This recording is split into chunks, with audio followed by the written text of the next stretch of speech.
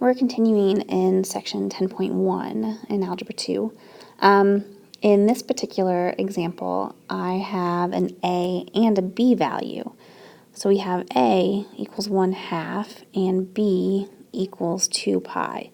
This here is the first time we've had both an a and a b value, and we're told to graph it. Yes, I have the solution here for you, but we need to work through the hows and whys. If you remember, this is a cosine function, so the cosine starts at our maximum value. It does not start at the origin like the sine function does. This one starts at the maximum. So we need to figure out everything. So we know our amplitude equals 1/2. So that's going to be the highest point and the lowest point, or our range. And the period is 2 pi over b, where in this case b equals 2 pi. So our period is in fact 1. So let's find our intercepts. Those are where the graph crosses the x-axis. We do 1/4 of our period, comma 0, which is 1/4, comma 0 as one intercept. The other intercept is 3/4 of pi, comma 0, which is 3/4, comma 0. And you'll see they are both in red, 1/4, 3/4. Maximum is going to be 0, comma 1/2, which is our amplitude. And then at the end of the period, 1, comma 1/2. So if I've got those in blue, I know I have a maximum here and there. And then the minimum, there's just one, gosh darn it, there's just one minimum, and it's halfway through. So 1/2 times your period, comma, negative 1/2, because it's the minimum. So 1/2, comma, negative 1/2. And we'll get that in green.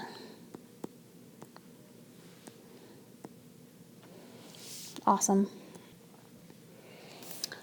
We'll practice that in a little bit. So here we have, we're going to talk a little bit about modeling with trig functions. The periodic nature of trigonometric functions is useful for modeling oscillating motions or repeating patterns that occur in real life. Some examples are sound waves, the motion of a pendulum, and seasons of the year. In such applications, the reciprocal of the period is called the frequency. So we can say, oh, and now it's stuck there. Awesome. Frequency equals 1 over the period. That's the reciprocal of the period, and that gives the number of cycles per unit of time. Yeah, might want to write that down. So let's see if we can apply this. Audio test. A sound consisting of a single frequency is called a pure tone. An audiometer, whatever, produces pure tones to test a person's auditory functions. Suppose an audiometer produces a pure tone with a frequency f of 2000 hertz. Hertz means cycles per second. The maximum pressure P produced from the pure tone is 2 millipascals. Write and graph a sine model that gives the pressure P as a function of time in seconds. So let's work through this. We know we're looking for a function, a sine bx, where a is our amplitude and our period is going to be 2 pi over b. Okay, we just learned that frequency is 1 over period, or the reciprocal of period, b over 2 pi. In the problem, it said that our frequency is 2,000 hertz. So 2,000 equals b over 2 pi. Therefore, b equals 4,000 pi. Cool. That's nice.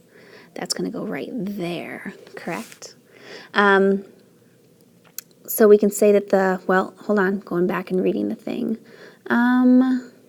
Audiometer, P, the maximum pressure P produced from the pure tone is 2 millipascals. We are learning that when they give us the maximum pressure,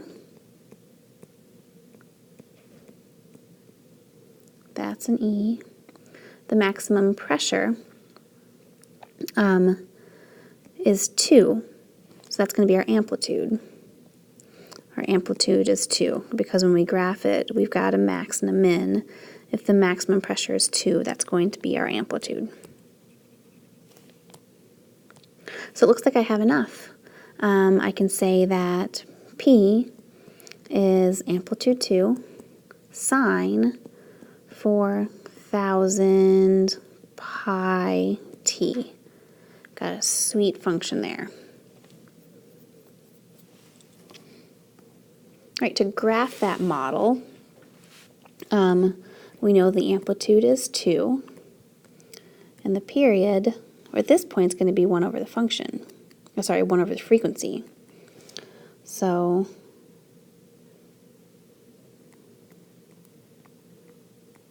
one over 2,000. Our intercepts, our first one's going to be at the origin. Our last one is going to be at the end, and one in the middle. So the middle is going to be halfway. If I take 1 over 2,000 and I divide by 2, I get 1 over 4,000. So those are my intercepts. I need the maximum. The maximum is going to be 1/4 of the way over. So 1/4 times 1 over 2,000, and my amplitude, so that gives me 8,000, and the min.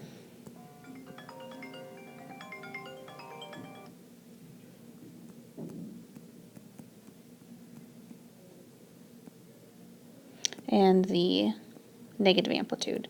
So 3 over 8,000, comma negative 2. Cool. Have all those written down? Awesome. Okay, let's look at the book's work for this. Looks like we finished it.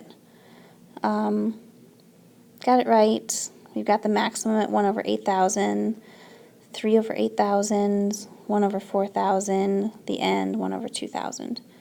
Okay, not everything's written there, but we got it. We're good. All right, I'm going to work this one, and why don't you try to work it by yourself?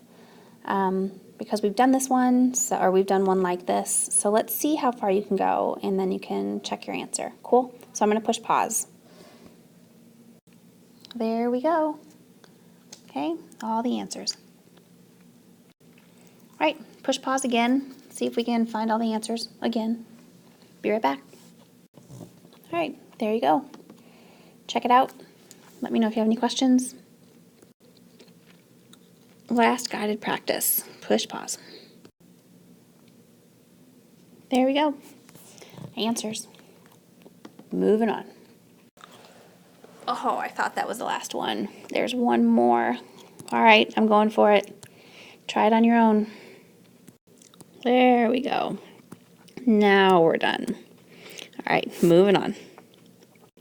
What if, in example 3, how would the function change if the audiometer produced a pure tone with a frequency of 1 over 1,000 hertz? Okay, that would just change our period, because frequency is 1 over period. So before our period was 4,000 pi, our new function would be same amplitude, but we would have 2,000 pi t. That's a pi. The period, oh, awesome, can't read ahead. I kept the solution there. Cool.